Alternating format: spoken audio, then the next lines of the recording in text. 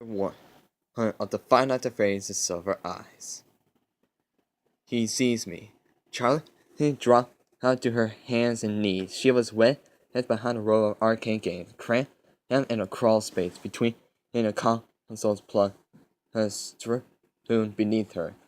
She was concerned, and the only way out was past the thing, and she wasn't fast enough to make it.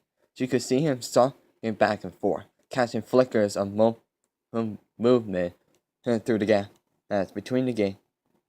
There was scarcely enough room to move. But she had to crawl backwards. Her foot caught on the core. She stopped contorting herself to carefully dislodge it. She heard her clangs of metal on metal, and the forest caught a rock back against the wall. He hit it again, shattering the display, then attacked at the next, crashing against the almost rhythmically. It teared through the machine and coming closer. I had to get out of here. I had to. The panic through was for of no help. There was no way out. Her arm, her eggs, and she wanted to sob out loud, blood soaking through the tattered bandages, and it seemed as though she could feel it draining out of her. The car was a few feet away, cracked against the wall, and Charlie Flint and he was getting closer. She could hear the grinding of gears and the clicking of servos even louder. Eyes closed. She could still see the way he looked at her. See the matter for her and the exposed metal beneath the simulated flesh. Suddenly the console in front of her was red and away. It toppled over, thrown her down like a toy. The power cords beneath her hands and knees were yanked away, and Charlie slipped and was almost fallen. She caught to look up just in time to see the downwards swing the hook.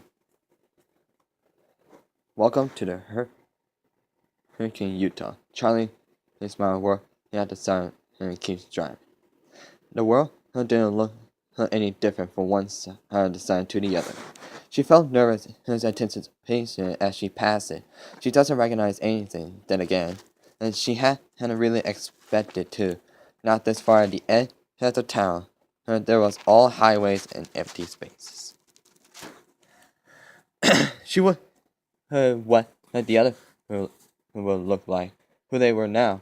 10 years ago, then they'd been best friends, and then it happened, and everything ended, at least for Charlie. She hasn't seen any of them since she was 7 years old. They had written all the time as kids, especially Marla, who wrote her like she talked, fast and incoherent. But as they got older, they had grown apart. The letter had grown fewer and further beneath or between, and the conversation leading up to this trip has been punctually full of awkward pause. Child repeat their names to reassure herself as she still remembers them: Marla, Jessica, Lamar, Corton, John, and Michael. Michael was the reason for this trip, after all. So, I'm sorry I had to stop right there. But my phone only takes 6 minutes and 41 seconds in some time. So, I'm sorry. I'm really, really sorry that I had to end the video here. But please drop a like, leave a comment, and subscribe to my channel. It really helps me out. Tell me in the comments down below if you want me to continue reading this book. Or maybe I can make another video at the part